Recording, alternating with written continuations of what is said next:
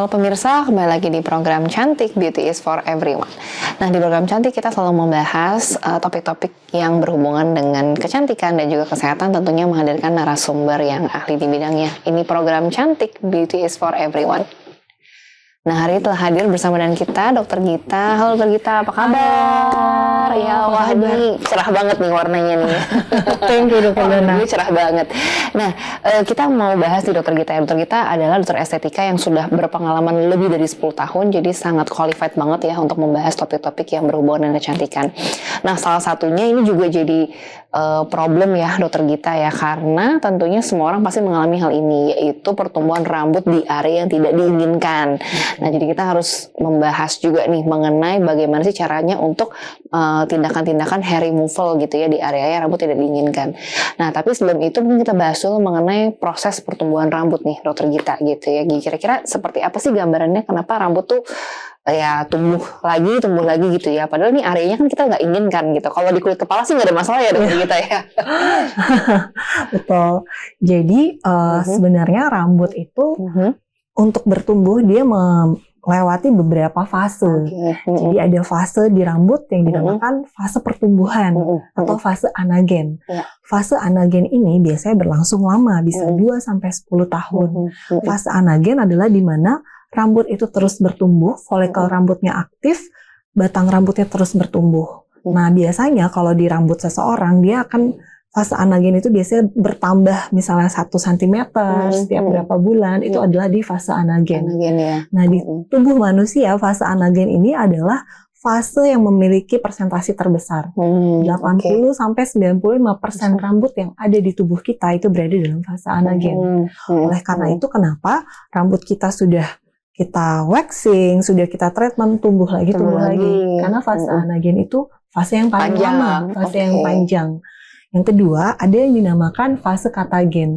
Fase katagen adalah fase transisi, di mana rambut tersebut tidak bertumbuh. Itu adalah sekitar 1-3% dari siklus rambut di manusia. Lalu ada yang dinamakan fase telogen atau fase istirahat, di mana folikel rambut tidak bertumbuh dan terjadi kerontokan. Rontok sehingga digantikan dengan rambut-rambut yang baru. Lalu para ahli juga ada yang mengatakan ada fase eksogen, yaitu di mana rambut-rambut di bagian tubuh kita itu rontok. Nah, nanti setelah fase itu akan berputar lagi ke fase anagen lagi, bertumbuh lagi. Muter-muter di situ. Muter-muter terus sepanjang hidup manusia seperti itu. Sampai memang nanti di usia-usia menopause, fase itu akan mulai beralih. Jadi fase anagennya akan mulai makin sedikit. Oleh karena itu kan orang-orang yang sudah menopause atau yang sudah lanjut usia, rambutnya jadi makin sedikit. Yang tadinya misalnya tangan kakinya berbulu sekarang jadi makin tipis, itu memang karena fase anagennya mungkin sudah melambat atau sudah sebagian berhenti. Persentasenya tidak sebanyak itu. Nah, apakah berbeda nih Dr. Gita pertumbuhannya antara laki-laki dan wanita? Untuk laki-laki dan perempuan, fasenya tetap seperti tadi, cuman persentase dari fase tersebut bisa berbeda, dipengaruhi oleh hormon. Pada laki-laki biasanya hormon yang mempengaruhi itu lebih ke hormon androgen dan DHT, dihidroksi testosteron. Sedangkan pada wanita biasanya ada pengaruh juga dari hormon estrogen juga, itu berpengaruh ke siklus pertumbuhan rambut. Normalnya pada laki-laki itu memang rambutnya lebih tebal. Pada wanita biasanya tidak tebal. Kalau pada rambut, pada laki-laki lebih tebal, tapi biasanya dia lebih lambat memanjangnya dibanding wanita. Gitu. Tapi balik lagi tergantung dari hormon dari masing-masing. Keseimbangan hormon daripada masing-masing hormon dari masing-masing seperti itu. Dan pada laki-laki biasanya wajar apabila muncul rambut-rambut misalnya di area perut, di area tangan, kaki, bahkan di area wajah seperti kumis, seperti jenggot, seperti itu wajar. Sedangkan pada wanita biasanya distribusi rambutnya berbeda. Wanita distribusi rambutnya biasanya lebih ke area kepala. Di wajah, lalu di kumis, itu pada wanita sangat-sangat jarang. Oleh karena itu, kalau pada laki-laki kan biasanya rambut di bagian badannya ada yang tebal, tapi misalnya rambut di bagian kepala tipis, kayak gitu. Distribusinya berbeda. Distribusi juga berbeda ya. Oke. Nah, kira-kira area mana nih dok yang sering banget ini ingin dihilangkan gitu ya untuk rambut gitu, di area mana biasanya? Biasanya kalau untuk yang bermasalah biasanya dengan rambut ini adalah biasanya banyaknya para wanita. Mereka tidak ingin ada rambut di area tertentu. Contohnya misalnya wanita yang mempunyai area rambut di area upper lip, gitu ya, di area kumisnya misalnya tebal. Biasanya mereka merasa tidak nyaman, mereka ingin dihilangkan. Lalu biasanya di area underarm, di area underarm karena kan wanita kadang-kadang suka pakai pakaian sleeveless tank top dan lain sebagainya. Mereka pengen area underarmnya tuh mulus tanpa rambut. Atau bisa di area kaki kalau misalnya rambutnya terlalu tebal, kaki dan tangan itu jadi problem buat wanita mereka. Makanya treatment hair removal ini jadi semakin populer. Oke. Nah, itu tadi area-area tertentu ya dok ya. Kira-kira ada nggak sih dok pengaruhnya hubungan kondisi medis tertentu terhadap pertumbuhan rambut gitu?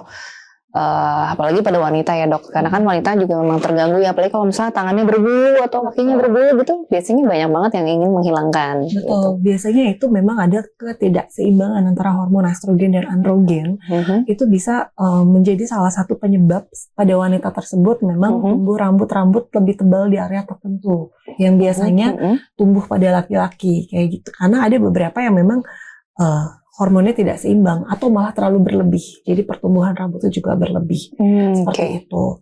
Untuk penyakit-penyakit tertentu biasanya untuk itu tergantung dari apa yang dikonsumsi juga sih. Kadang-kadang mengkonsumsi terlalu banyak suplemen yang fungsinya untuk menyuburkan rambut terkadang juga bisa berpengaruh ke rambut di bagian lainnya juga. Gitu. Karena kan memang konsumsi suplemen itu kan sistemik ya kan.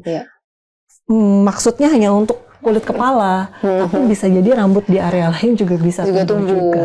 Jadi suplemen kayak zinc, biotin gitu ya. Zinc, biotin kalau misalnya kadarnya terlalu berlebih, terlalu over, itu bisa juga menumbuhkan rambut di area lain.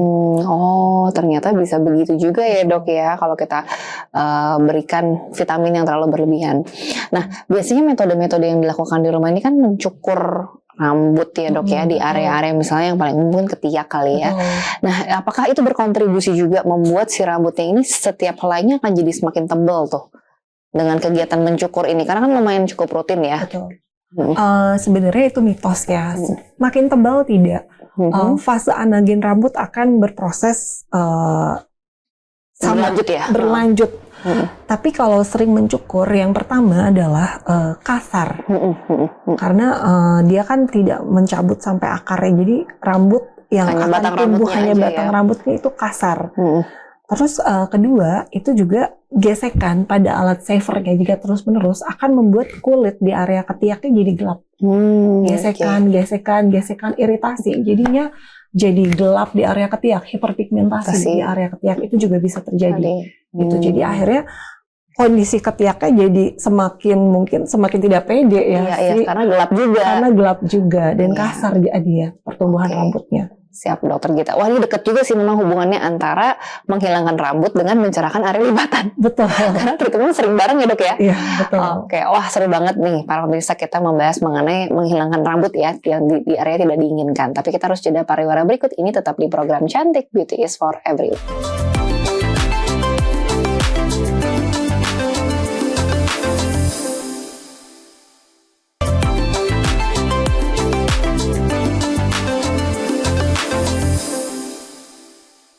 Baik pemirsa, kembali lagi di program Cantik Beauty is for Everyone. Nah, tadi kita sudah membahas mengenai problema rambut ya dok ya, mau menghilangkan rambut di area yang tidak diinginkan. Nah, kira-kira ada nggak dok pencegahannya nih ya, tips and trick dari dokter bagaimana kita bisa mencegah pertumbuhan rambut supaya lebih memperlambat juga pertumbuhan rambut?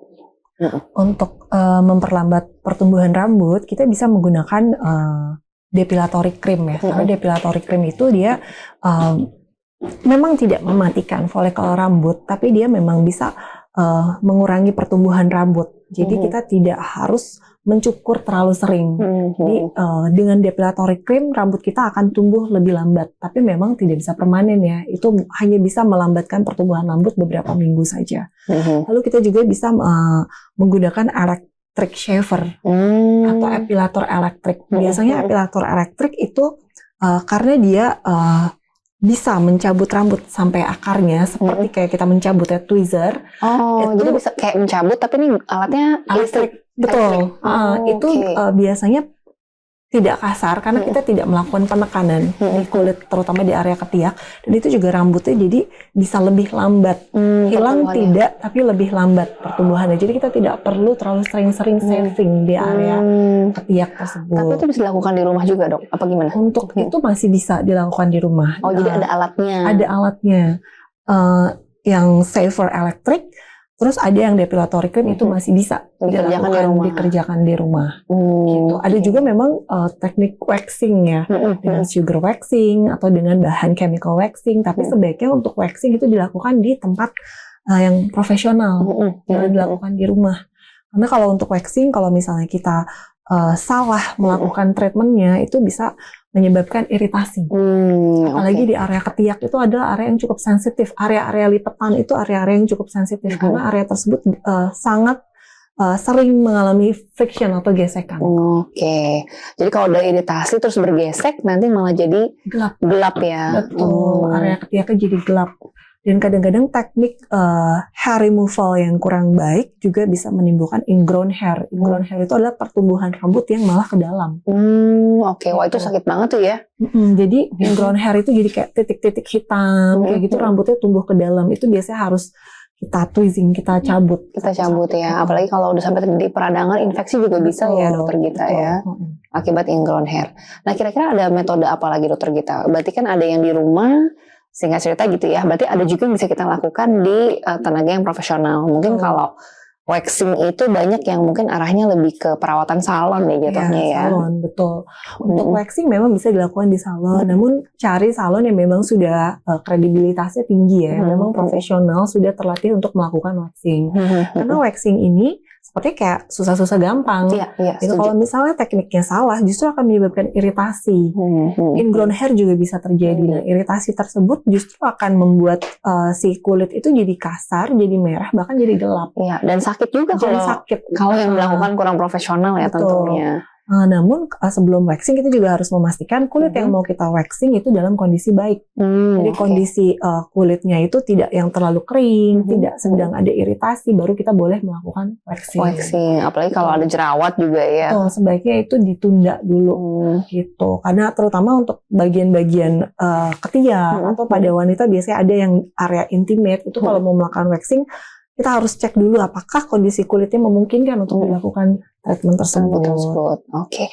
Nah, kalau dengan threading bagaimana, Dokter Gita? Karena kan threading juga cukup lumayan dikenal ya oleh masyarakat umum gitu ya. Nah, threading sendiri itu sebenarnya bisa membantu nggak untuk memperlambat pertumbuhan rambut? Threading itu sebenarnya mirip dengan teknik tweezer ya, karena threading itu sendiri kan mencabut si rambut dari akarnya semuanya tercabut. Itu juga bisa membantu. Namun biasanya threading kalau untuk area yang luas itu cukup sakit. Iya, bener sih. Biasanya threading buat alis ya. Betul, threading biasanya untuk alis, mungkin untuk area-area yang kecil. Karena threading misalnya kalau mau melakukan threading di area ketiak, di area kaki, itu pertama akan memakan waktu yang sangat lama, kedua tidak efektif, ketiga akan sangat sakit. Gitu. Jadi kalau untuk area yang luas, untuk perawatan di salonnya mungkin lebih baik ke waxing. Oke. Wah, menarik banget, Dokter Gita.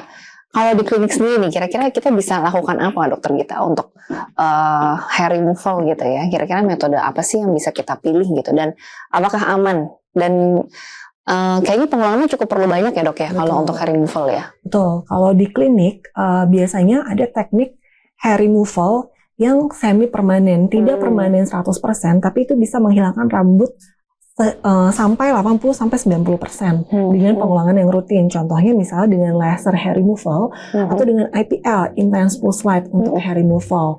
Pengulangannya itu biasanya dilakukan setiap 4 minggu sekali atau 1 bulan sekali. Berapa lama kita harus mengulang itu tergantung area. Gitu. Karena pertumbuhan anagen tadi itu kan bisa 2 sampai 10 tahun. Itu tiap orang bisa berbeda-beda. Jadi memang untuk mencapai rambut yang hilang sampai 90% itu bisa 2 tahun treatmentnya. Jadi treatment tiap bulan. Apabila rambutnya sudah jarang tumbuh, bisa mungkin lebih jarang. Per 2 bulan, per 3 bulan, atau per 6 bulan. Karena rambut itu akan ada muter terus ke fase anagen. Yang harus kita untuk laser ataupun untuk IPL yang harus kita treat adalah pada saat rambut tersebut di fase anagen. Itu sebabnya kenapa kita harus lakukan repitasi, karena fase anagen itu panjang. Karena dalam satu momen bisa ada beberapa fase di rambut itu. Bisa misalnya di ketiak kita sedang ada fase anagen, katagen, dan telogen rambutnya.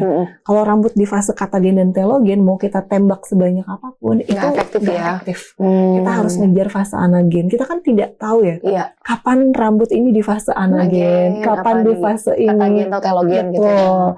Karena siklusnya memang sebulan dia berputar seperti itu. Oleh karena itu lakukanlah laser dan IPL sebulan sekali. Betul. Makanya ada beberapa orang yang sudah melakukan laser 1-2 kali kok sudah lambat, tapi nanti di bulan ke-6 tiba-tiba jadi banyak lagi. Berarti sedang muter fase anagennya di bulan tersebut. Nah, karena itu memang harus rutin. Wah tadi menarik banget Dokter Gita ya, kalau ternyata bisa ada laser sama IPL nih. Nah mungkin nanti di sesi selanjutnya kita akan bahas nih perbedaannya apa. Supaya karena IPL mungkin udah banyak ya yang tahu mengenai hair removal, tapi laser belum banyak yang tahu ya. Nanti kita akan bahas kira-kira perbedaannya apa antara laser dan juga IPL, dan yang mana yang lebih efektif untuk menghilangkan rambut di area yang tidak diinginkan. Tapi kita harus jeda pariwara berikut ini, tetap di program Cantik Beauty is for Everyone.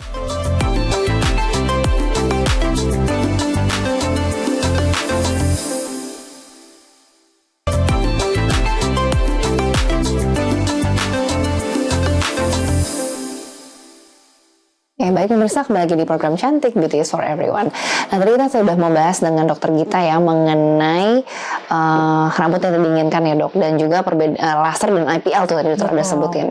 Nah kira-kira apa sih dok perbedaannya antara laser dan IPL nih? Karena kalau IPL kan mungkin udah sering terdengar ya sama masyarakat umum untuk hair removal, tapi kalau laser ini belum. Nah bedanya apa dok di antara mereka, dan kira-kira mana yang lebih efektif sebenarnya untuk terapi? Jadi laser dan IPL itu sendiri adalah dua device yang berbeda. Untuk laser itu adalah suatu cahaya monokromatik, dia lebih akurat, satu panjang gelombang dan lebih presisi. Biasanya laser itu targetnya langsung melanin di folikel rambut, itu langsung dihancurkan oleh laser tersebut. Sehingga si folikelnya tersebut tidak aktif, sehingga pertumbuhan rambut jadi terhenti. Nah, sedangkan untuk IPL itu adalah sinar polikromatik. Jadi dia tidak targetnya tidak hanya satu, tidak fokus hanya ke folikel rambut saja. Jadi kalau laser itu cahayanya satu, lurus, monokromatik, IPL itu seperti senter. Seperti kita menyalakan senter, kan cahayanya tidak sebesar senternya, cahayanya menyebar. Jadi dia targetnya tidak hanya ke folikel rambut, dia juga bisa ke yang lain ke sekitarnya. Jadi untuk efektivitas dan untuk akurasi, laser jauh lebih akurat dan lebih presisi dibanding IPL. Dan biasanya laser itu dia lebih spesifik, benar-benar bisa mematikan tiap folikel rambut. Sedangkan kalau IPL itu dia tingkat presisinya tidak seakurat laser, tapi bisa juga digunakan untuk hair removal. Karena sebagian sinar IPL akan diserap oleh melanin, sehingga si folikel rambutnya memang ada yang mati juga. Gitu. Tapi tidak bisa sepresisi laser. Gitu. Nah karena perbedaan dari segi presisinya nih dok ya, apakah itu juga akan mempengaruhi pengulangan? Gitu. Iya betul. Untuk laser, pada saat kita melakukan laser hair removal, itu folikel yang ditembak itu kan memang benar-benar mati, karena kan dia sangat presisi. Dia jadi cepat dan pengulangannya biasanya akan lebih lambat dibanding IPL. Biasanya orang yang dilakukan treatment laser hair removal, dia mulai tumbuh rambut barunya itu lebih lama dibanding yang dilakukan IPL. Jadi lebih efektif dong ya sebenarnya. Betul. Sedangkan untuk IPL, apabila seseorang yang baru pertama kali melakukan treatment hair removal dilakukan IPL, nanti setelah 2-3 minggu itu rambut sudah mulai tumbuh lagi. Jadi pengulangannya memang harus lebih dekat dan lebih sering. Gitu. Hanya IPL itu biasanya cocok untuk pemula, karena IPL itu tidak begitu sakit, tidak begitu terasa hangat, kayak cekit-cekit dan hangat. Sedangkan laser hair removal itu rasanya sakit ya, Dok, cukup ya? sakit ya, kayak kejepret karet gelang gitu. Apalagi kalau area sensitif Betul, ya. apalagi untuk area Aduh, kayaknya sensitif. kebayang deh. Betul. IPL aja kalau di area organ intim aja pasti kesakitan biasanya Betul, ya, apalagi dengan laser tuh. Betul. Oke, nah kalau seperti itu nih Dok, kira-kira usia berapa nih kita bisa melakukan treatment hair removal ya? Padahal kalau kita ketahui semua kan masalah rambut yang tidak diinginkan seringkali kan munculnya pada saat pubertas ya, kayak rambut di area ketiak, di area organ intim, itu kan juga muncul pas saat pubertas. Nah, apakah harus ditunggu lebih dahulu sampai usia lebih dewasa baru boleh melakukan hair removal atau bagaimana? Sebenarnya untuk hair removal sendiri sudah banyak penelitian yang mengatakan bahwa usia remaja 14-15 tahun itu sudah aman untuk dilakukan hair removal. Karena memang pada usia-usia tersebut memang kan pertumbuhan rambut memang lagi aktif. Iya, betul. Gitu. Hanya memang kalau di usia-usia remaja itu kan memang sangat-sangat aktif pertumbuhan rambutnya. Jadi biasanya kita pengulangan treatmentnya jadi lebih sering. Tapi sebenarnya untuk hal safety atau keamanan itu tidak ada masalah. Di usia 15 tahun sudah dilakukan treatment hair removal. Oke. Jadi buat remaja-remaja yang mungkin ada yang nggak pede gitu ya. Karena sekarang banyak loh Dok yang usianya 14-15 tahun tuh udah mulai concern juga ya. Betul. Mungkin karena sosial media gitu ya. Yang terus memberikan edukasi juga gitu ya mengenai kecantikan. Jadi kayak udah mulai banyak deh sekarang yang usia 14-15 tahun sudah terperawatan juga gitu. Betul. Jadi ternyata bisa ya hair removal dengan laser ataupun IPL. Nah kira-kira tapi ada ini nggak sih Dok, apa namanya efek sampingnya nggak ya? Atau cukup aman kah sebenarnya si laser dan ada resikonya nggak nih? Ya betul. Jadi memang setiap tindakan medis memang selalu ada resiko. Oke, berarti laser dan IPL ini memang sebaiknya dilakukan oleh tenaga medis nih ya? Betul, sebaiknya dilakukan oleh tenaga medis, dokter yang memang sudah berpengalaman untuk melakukan hal tersebut. Karena setiap tindakan medis ada resiko, apalagi menggunakan laser atau IPL itu adalah suatu device yang energi based. Seperti itu. Jadi ada energi panasnya ya? Betul, ada energi panas yang dilepaskan. Tidak boleh terlalu panas, tidak boleh juga tidak boleh under, tidak boleh over. Harus pada energi yang pas. Tepat ya? Tepat agar folikel rambut tersebut bisa mati tanpa menyebabkan efek samping. Nah, seperti itu. Nah, efek samping itu sendiri yang paling umum adalah kemerahan setelah treatment. Kemerahan setelah treatment itu bisa jadi memang karena kulit pasien sensitif atau bisa jadi dari energi panas yang memang berikan ke si kulit pasien. Selama kemerahannya masih wajar dan kemerahannya juga hanya mild aja dan itu hilang dalam waktu beberapa jam, itu tidak masalah. Selagi misalnya tidak terjadi merah yang berlebihan apalagi sampai burn, terutama dengan penggunaan IPL. IPL itu seperti yang tadi saya jelaskan, dia kan polikromatik. Targetnya tidak hanya satu melanin di folikel, tapi targetnya ada yang lain. Kena ke kulit yang lain. Nah, oleh karena itu, dan handle IPL itu kan lebih gede, lebih luas dibanding laser yang presisi. Nah, jadi untuk penggunaan IPL sendiri ada kemungkinan untuk terjadinya paparan yang over, panasnya over sehingga menyebabkan PIH atau post-inflammatory hyperpigmentasi. Jadi nanti pasiennya bisa ada bekas-bekasnya di tempat yang kita IPL. tembakin tuh. Betul, atau dia overexposure terhadap IPL itu sendiri. Oleh karena itu memang harus dilakukan di tenaga kesehatan yang profesional. Gitu. Karena sepertinya itu kesannya kayak treatmentnya gampang ya. Cuma oles gel, tembak-tembak aja. Tapi itu memang benar-benar harus disesuaikan. Skin type pasien juga harus disesuaikan. Warna kulitnya ya. Warna kulit pasien yang cerah terang sama warna kulit pasien yang gelap itu otomatis penggunaan energinya juga akan berbeda. Betul, karena IPL tersebut kan tidak hanya fokus ke melanin untuk folikel. Melanin kulit juga berpengaruh. Salah-salah malah kulitnya kebakar nanti. Betul, kulitnya kebakar. Misalnya kulitnya gelap dilakukan dengan energi yang tinggi itu kebakar. Nggak hanya folikel rambutnya yang mati, kulitnya juga kebakar. Jadi sunburn kayak sunburn aja. Betul, gitu. Kayak sunburn. Kayak kita berjemur gitu kan, terus malah coklat gitu. Benar, betul. Nah, kalau untuk setelah perawatan IPL ataupun laser tuh ada pantangan nggak sih Dok? Atau ada yang harus dilakukan supaya menjaga hasilnya jadi lebih maksimal?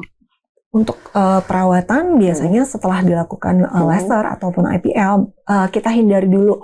Misalnya untuk area ketiak, kita hindari dulu penggunaan deodoran.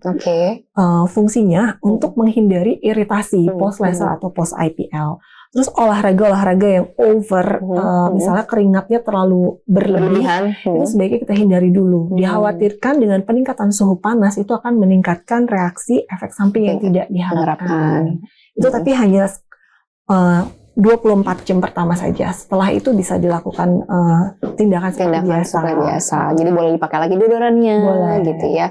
Mungkin pada saat awal pengerjaan boleh dikasih pelembab, boleh gitu dikasih ya, pelembab, ataupun setelah pengerjaan apabila terasa ada yang panas boleh dikompres dingin atau kompres es. Gitu. Oke. Wah gitu pemirsa, ternyata cukup banyak juga yang bisa didiskusikan mengenai rambut yang tidak diinginkan. Dan tentunya para pemirsa memang menghilangkan rambut ini metodenya banyak, tapi memang seperti dokter kita bilang ya, bahwa terapinya itu jangka panjang. Jadi tidak bisa melakukan hanya sekedar treatment waxing aja, itu hanya solusi sementara, atau mencukur tuh hanya solusi sementara. Tapi yang memang lebih targetnya adalah kita ke folikel rambutnya, sehingga nanti menjadi solusi jangka panjang untuk menghilangkan rambut yang tidak diinginkan. Tapi tentunya harus konsultasi dengan tenaga medis yang profesional. Nanti bisa konsultasi lebih lanjut dengan dokter kita ya dok ya. Oke.